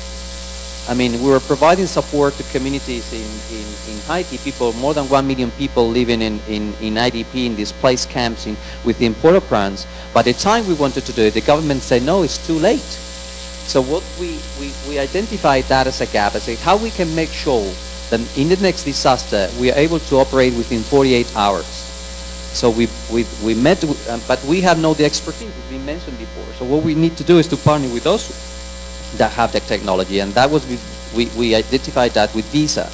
We sat down with them and said, we need a system that will allow us to do that in 48 hours. So we need the technology, but the needs are there and are clearly discussed with the community. What they want is cash. So I think that would be probably that sort of two elements that I would bring to the table. First of all, that is human-centered in the sense that is discussed with the communities and it's actually, and the second element is that we, as humanitarians, and that was mentioned by our UNICEF colleague, we are not necessarily experts on technology, but what we need to make sure is that we partner with those that are really experts on technology and bring the two together. And I think that would probably be the two elements that I would. Those are great. Just to emphasize them, we're, rather than delivering the logistics goods, we're giving, as long as the markets are there and the availability is there, we have a quick way to deliver a way they can choose what they want. They know better than we do. So we're empowering the community, important feature, and the speed aspect, of course, I think is another one that's great. So let's keep those in mind and move on. So I'd just like to continue with the same example I was using before. So with this protocol, you have, say, a non-medically trained or with very minimal medical training community healthcare worker who may have a sick child in front of them with a fever. They then analyze a couple of different parameters: respiratory rate, heart rate, any respiratory distress, and how high the fever is as well. And according to these different parameters, they can then have a very simple, like sort of a flow chart, a very simple algorithm for what they should be doing. So if respiratory rate is high, heart rate is high, temperature is high, there's any respiratory depression, they will have an actionable point. So they'll have to give antibiotics and refer to nearest healthcare facility immediately. So this is just to demonstrate, how does this work? Now what they actually found was that for some reason, the electronic version of these protocols on a simple algorithm using a tablet was working, or a computer was working much more effectively. And there were a couple of different aspects to why was this working more effectively and why were we able to reduce mortality rates in children in Burkina Faso with this tool. It was partly the tool itself, that it was actually much easier to go through and understand and use and demonstrate to the healthcare worker as well as the patient exactly what should be done. So it's literally press and up come the other options and exactly what the action should be, rather than going through a 20-page paper protocol. But also it was how this was implemented. So there were various stages, including community consultation, including training of the healthcare professionals in the regions. And not only that, but after they implemented this new tool, new technology, there was then feedback mechanisms. So they went back and said, you know, how is this working? What are the good aspects of this tool? What are the things that we're finding more difficult? They changed their tool, and they changed the way they were doing their training according to that. So there was a constant feedback loop and a constant way of saying what can we do to improve the efficiency of this tool. So I think probably if I was going to generalize and say what were the sort of secret ingredients from something, really simple example, I would say that it needs to be appropriate. So it was something that was appropriate for the community and the population that they were working with. There was a needs assessment, there was discussion with the community, there was discussion with the people who are going to be using this tool, and there was feedback with that information. And then secondly, the tool was very much integrated into existing structures. So it wasn't just something that, okay, well, we think this will reduce mortality rates. It's actually, they already knew about this, most healthcare workers knew about this guideline for feverish children, hadn't necessarily used it, but they were then given something that improved their interaction with this existing health guideline. So it was something that was adapted into the environment and the health system they were working in. Thank you. So awesome. When you field the technology, that is not the end of the design development process. That's just the beginning of another phase. You don't finish your thing, hand it off, and you're done with it. No way. Great lesson. Thanks. Sean. Yeah, I think Miriam just laid out a few I agree with all those principles, and maybe just try and add a few more. First one, back to the same example, why I think the jury's still out how successful it is, but so far we had 170 calls and we'd opened it for a week, this helpline. So I think it's doing something. It's because it meets a need, no? I want to ask a question of somebody as an adolescent. I don't want to ask somebody straight face-to-face because I'm embarrassed or nervous, or I don't know if you're going to judge me. So the technology fills the gap that they need. From a management point of view, this is what I do. I write and design and help implement projects. It's flexible. There's a menu of different things that I described of different technologies. So we could add in new responses. We could use complicated technologies, simple technologies, and we can just fit them in. It's practical. This is a big one for me. I had to, as the person using the technology, I had to do all these steps anyway. It's economical of my time. I have to log the call. I have to know if the call's appropriate and write that down. Is the person asking a question, or are they want to talk dirty?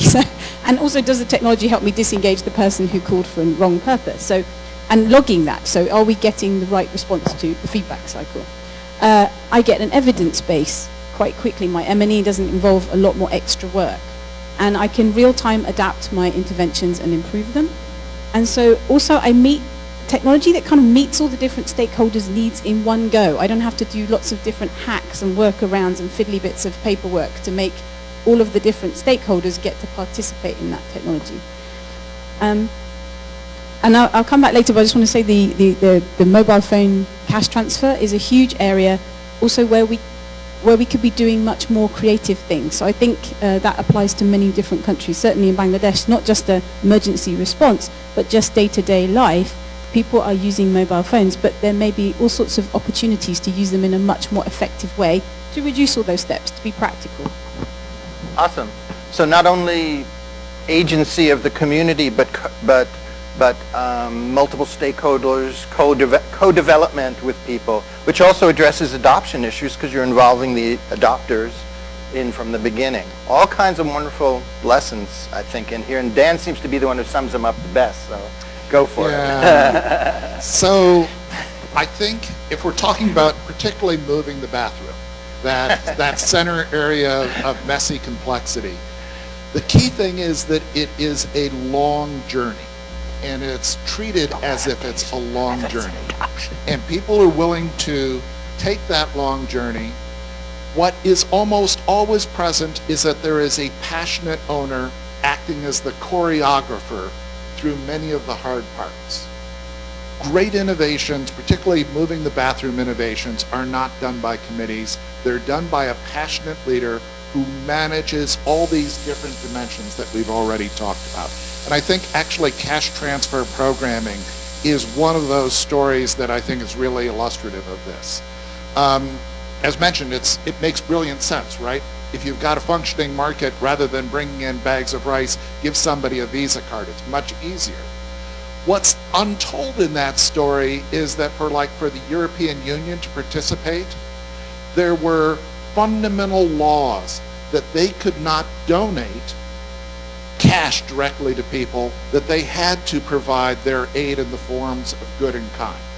And as a result, there was a passionate leader within ECHO that went and spent an 8-year journey changing all the underlying laws and regulations that governed the way ECHO did donations.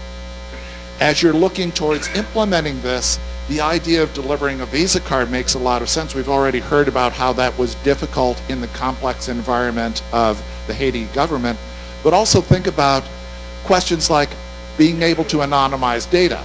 If you give somebody a bag of rice, that's a fairly anonymous activity. If you give somebody a Visa card, that's not an anonymous activity. And so we get into all sorts of personal privacy, personal data issues. So there are huge complex issues here that need somebody to own and drive forward.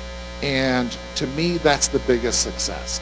They recognize the issues, they're willing to take the long journey, and there's somebody there moving the bathroom. Awesome. Yes, the technology is always just a part of a larger socio-technical complex system. So now we have, if we're going to give the audience about close to 10 minutes to have some dialogue with you, we've got about 10 minutes ourselves for you to sort of, what's the one thing, if a technologist came to you and said, I want to work with you, I have this idea or whatever, what's the one thing we want to leave them with? Let's take like 2 minutes each.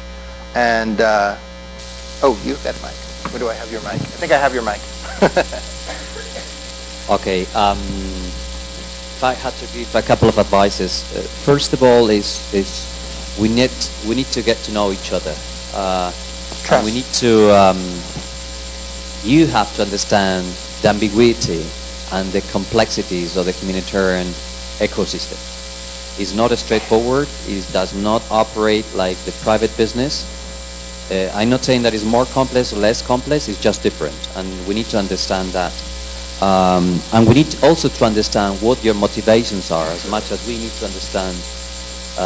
You need to understand our motivations, and that is an important. I mean, the UNICEF and other colleagues, together with the Red Cross, we have other.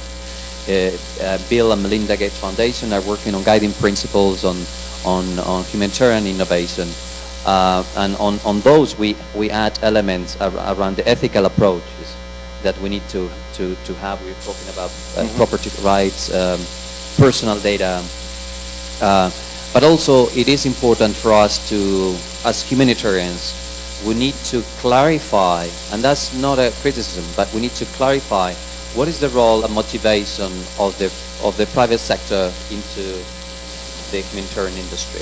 I think that is important. And maybe the last point is also try to also understand how the humanitarians define humanitarian innovation, and in which most of the elements have been mentioned. But think about it has to reduce vulnerability in people. It has to increase resilience on people. It has to have possibility for scaling up. Many other elements have already been mentioned, but please keep those in mind. Awesome. Trust, relationships, empowerment, vulnerability. Okay. Yeah, I completely agree. So I probably, if one word I could maybe try to sum up a few different points, would be accountability. So what is different about humanitarian technology, with a different ecosystem in which you would be working with new technology, say if we're thinking about the health sphere in particular, is actually any humanitarian context, you're working with vulnerable populations. You're working with people who might not be empowered to be able to give understand what technology is being used and also how they're interacting with it and where that data is going. So there's immediately issues to do with consent and to do with autonomy, but also there's issues to do with if we are going to implement a technology, where is that, from our point of view, we have a responsibility to say where is that data going and who is going to use that data and who is going to have access to that data. We don't want to go into a setting and say, right, this is a great technology, I think it's going to do, it should do a lot of, it should have a lot of benefit for the population, and then actually at the end of the day find out that unfortunately that information has got into the wrong hands and we've actually ended up doing more harm to that population than good. So I think there's really big questions here and big ethical dilemmas that, or risk analysis aspects that need to be considered by anyone who's implementing even what seems to be a simple technology.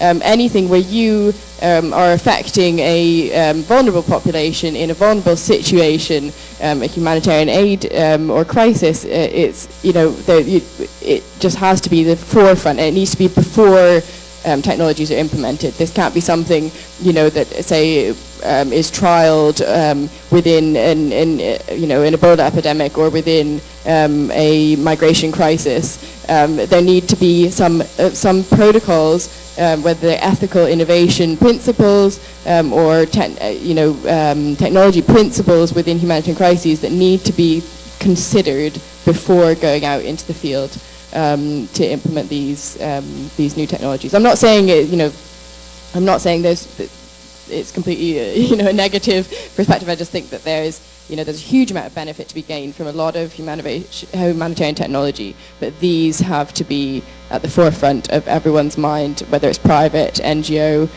or governmental, dealing with humanitarian populations. Awesome. The technology is not at the center of the innovation.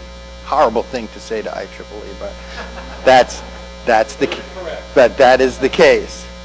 Sean.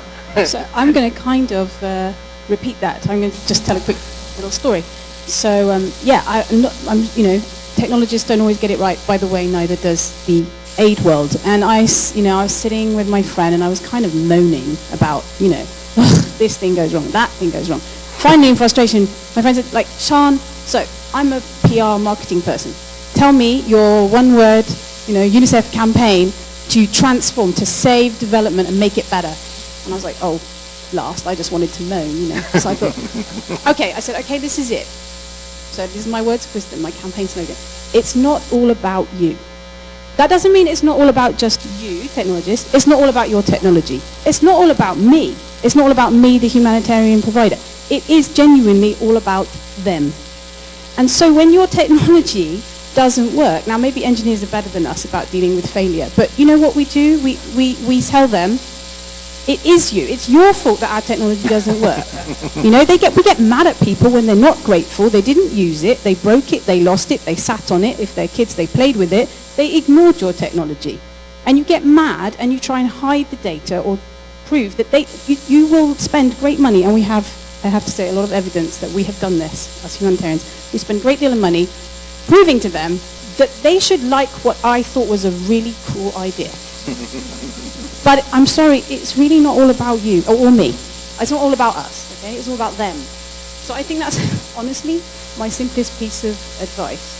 So, I think one more thing, sure. Because I'm British and we're terribly negative about everything. We always think about the worst things. But I live in Bangladesh and I'm trying to live in my culture that I'm in, and they're wonderful. They're so positive about everything, and that's why they're so resilient. So I thought, okay, I've just said something really depressing. I dream of a technology jump. I think this is the coolest thing. This is why I wanted to talk to you people, is because in these countries, all these technologies coming in, and we skipped all of that awful design testing phase, and we can jump stuff. We can bring in mobile phones, and we didn't have to bother with landlines. And I even remember that one, the little turning one. So yeah, there are infrastructure issues, but the people will find a way. If you have something that they need, they'll find a way to use it, that's for sure. And I also was thinking, something I feel like you're missing here is they are now going to be the new testing ground. And there may be things that they're coming up with that you didn't know that you needed. You seem to, I heard some lot of language of as if you were going to export all your amazing new innovations that you've worked on, and that's going to be the end. I see it the other way around. They are going to now do the design testing for you, and you're going to technology jump back. So for all the people in this room who are over 40, which I have to say is really everybody, there's not very many young people here, is, can I say, basically maybe you, the US, you're the Betamax in this scenario, and they are the DVD, HD, surround sound, 3D. So the positive news is you could benefit from this as well. IEEE GHTC, it's not all about us.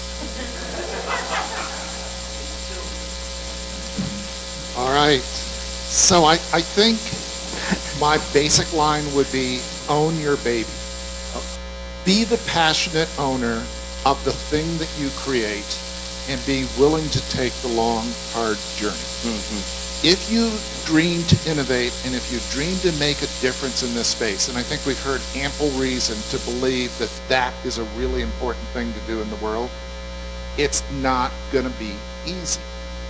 And I guess that might discourage a lot of people, but maybe if you're not really willing to push forward, if you're not really willing to own this very difficult, complex, messy journey that involves lots of different domains, lots of different challenges, it's unlikely your innovation is going to make a difference anyways. So own the baby, become the passionate leader that deals with the big, long, hard journey, and I think you could really make a difference in the world.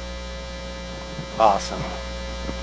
So, you know, about 5 years ago, IEEE decided it was going to have a humanitarian initiative. I think, just to wrap all this up, for those of us, you know, unlike our panel, whose home is IEEE, we who come to GHTC have a burden and a mission that relates to what Dan's just talking about, which is to explain to IEEE what it is they've taken on when they say they're going to have a humanitarian initiative. It is not business as usual for IEEE. And so that's my takeaway from this group. And you have the mission to carry that. Those of you I'm pointing to, all the IEEE members and future IEEE members out there. That's your mission here, to explain that to the Institute. So we have responsibly left about 9 minutes, give or take, for questions to the panel. This is a great opportunity. Oh, thank you. Yeah. Dan, you got to realize that you might not have the right baby. The story of humanitarian involvement is replete with stories of things that went in there, it looked good, it didn't work. A year later, 5 years later, they went in, it wasn't working. You got to be open-minded and make sure that, in fact, you know what you want, you follow through, and you're willing to be flexible. And here's where the baby analogy falls apart. So you can't basically say, I'm going to change my baby's hair to brown because I've realized that actually looks better with their eyes. On the other hand, the housing analogy still works. You can decide to put in a different kind of bathroom midway through the project. And this whole idea of agile development, where you learn, you adjust, you pivot, that is a key part of doing this long journey. The pivot. Hi. Alex Moseson with USAID's Global Development Lab and the Higher Education Solutions Network. In a few months' time, I'll be at Purdue, and the theme is higher education for me and a lot of the other people in this room who are within or work closely with universities, including at least one of our panelists. So my question is to ask you to go a little deeper into your wisdom and wishes. If you had a magic wand and could change one thing about higher education, maybe your biggest frustration or what have you, what would it be in this space? Yeah, it did seem to be directed to you. Within humanitarian technology, yeah. I think so. I mean, probably what I've been saying most of the conference, really trying to have, field-based sort of simulations and examples that are able to transfer into the field. So from the very start of any kind of project, whatever sphere of higher education might be in, having a needs-based assessment, population definition or community definition discussion with community, including, if you need to, working with sociologists, anthropologists to find out whether this technology that you think might be useful is actually going to be appropriate for the population you're working with. And then subsequently having a feedback loop, so making sure that as you go forward with your design of the technology that you have some way of having accountability to the population and making sure that you can get the intervention improved if it needs to be. So yeah, probably needs assessment, community-based, and making things a bit more, even at the stage of planning, making things a bit more rigorous. So have a risk assessment, have a risk-benefit analysis, not only a sort of cost-benefit analysis. Could I, Robin, I think wanted to say something on this one. Yeah, now having been in between these two spaces for the past 5 years and having a real desire to connect these communities, one thing I think I found, because I meet a lot of academics who want to meet my connections and my networks and work in the humanitarian space, and I have humanitarians who need that research. What I find, though, is that academia really does have disincentives for that, particularly in terms of getting information out. So as academics, we work in theory, we get to think about it a while, we get to kind of perfect it and look at all the evidence. But the humanitarians are moving on a much faster timeline. And so I need so for example, when I did my research with the Red Cross, because I consider myself a humanitarian first before an academic, I did my operational report to the Red Cross first, because they wanted to know immediately, what did you learn? What did they find? They want to take it back and chew it up and use it and, and apply it to policy and things like that. And then I went back and said, okay, I'm going to publish it. I'm going to get it out there. I'm going to apply, because that has a slower timeline. And academics aren't really incentivized to do that extra work. It's really hard. And there's nothing, other than the goodness of their heart, there's nothing institutionally incentivizing them to do that. So that's what I'd say, is there needs to be some barriers lifted, some greater incentives for academics to actually get practitioners what they need out of that research as much as what they need. Other questions? Yeah, concerning the question of what's working, I want to refer to the case of the Apple II computer, because actually it's working wonderfully, and it's based on using a standard NTSC television, and it runs on the standard tape recorders and the floppy drive. So I think standards is something that we should have more of our attention. IEEE is a very big standards forming organization. Why don't you consider using, say, the USB power supplies when you talk about the battery packs? So if we can use it more, then maybe that's good. I just want to draw the attention to... Could you move the mic a little away from your mouth? I think it's harder to hear. Yeah. I see. I just want to say we are technologists, and I just want to see how we can apply technology which we know best to benefit the humanitarian service, to scale up to make really having an impact. So we are sitting on the standard of a treasure of standards that we should actually capitalize on. So, if I could try to repeat it, I think the question is, how can the technologist work with the community to scale up a technical idea? No. Can I partially answer that? Oh, I'm sorry. Go ahead. You got it? You got it. Okay. May I partially answer that? For communications, for example, mobile phones have basically taken over the world. All of that is based on standards. Okay. And that's not going to work. So one of the big challenges that you have with the current transition in the humanitarian sector is that you're getting more players acting in more different ways. The central actor who can establish and enforce standards are actually the roles of those organizations are declining. So rather than look towards standards, look towards interoperability models that don't rely upon standards. I just wanted to say that your example of an Apple computer is a perfect example for me where I would disagree that in humanitarian context.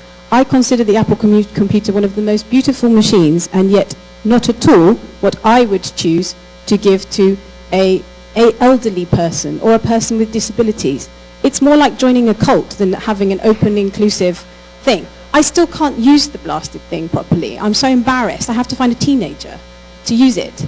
Okay, so by my standards, because I have tons of standards about inclusion, openness, accessibility for the most marginalized, Apple is an epic fail.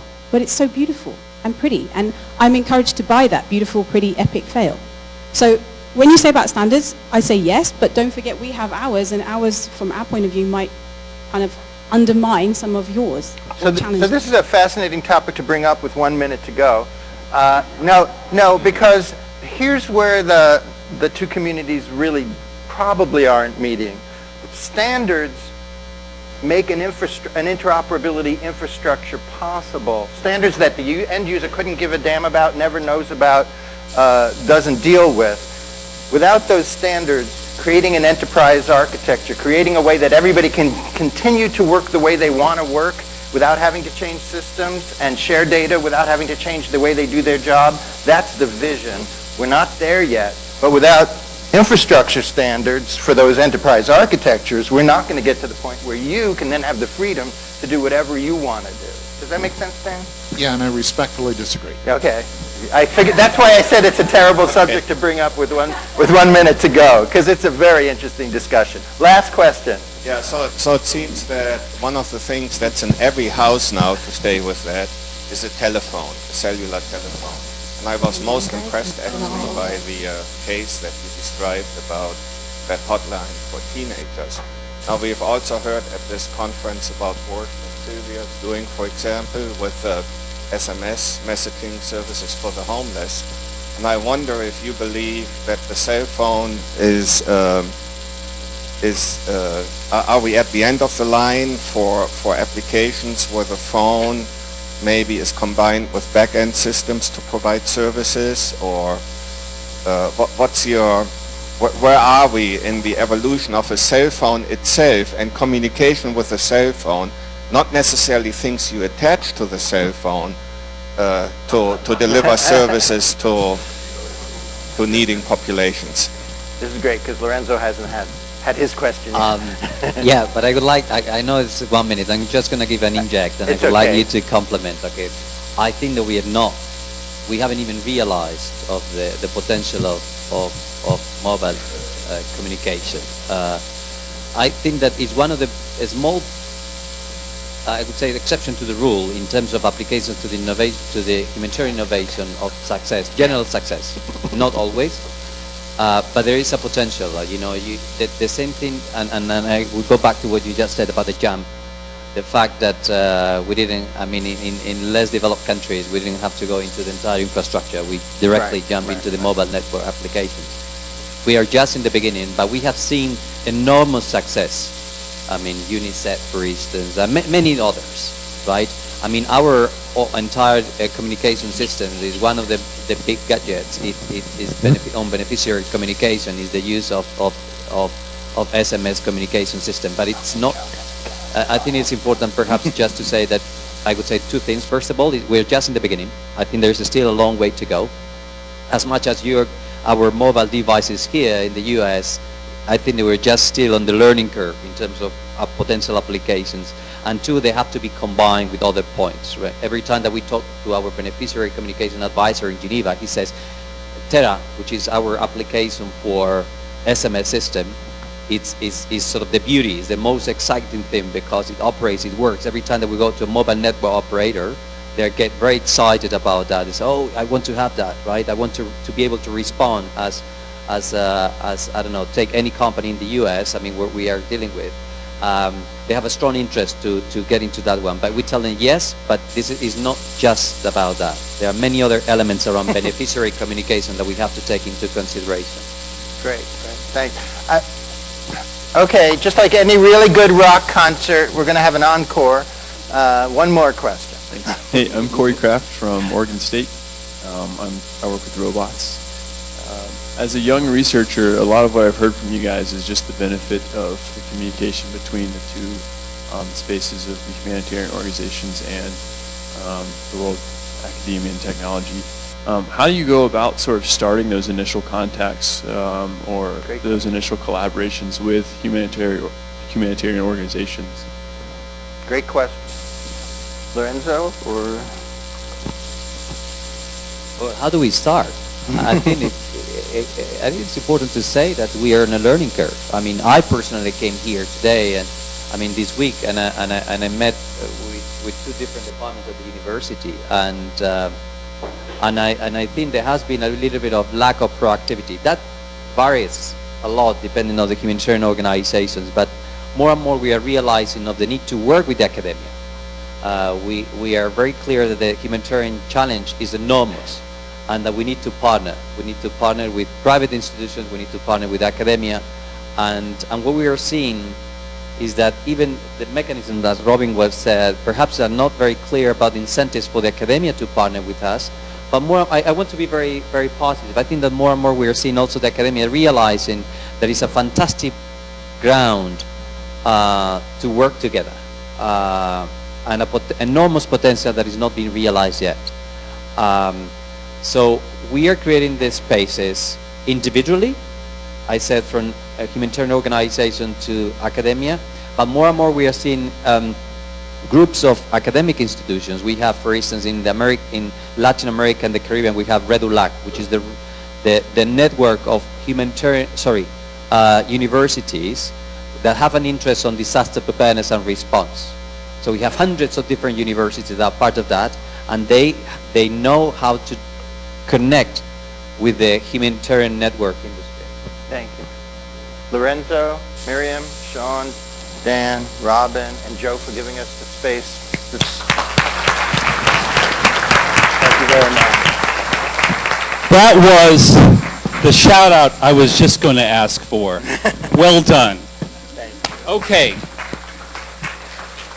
And to partially answer your question, a shout out to the people running AV here, because for many sessions here, the plenary tracks and all the breakout tracks, we are running a tool called Camtasia.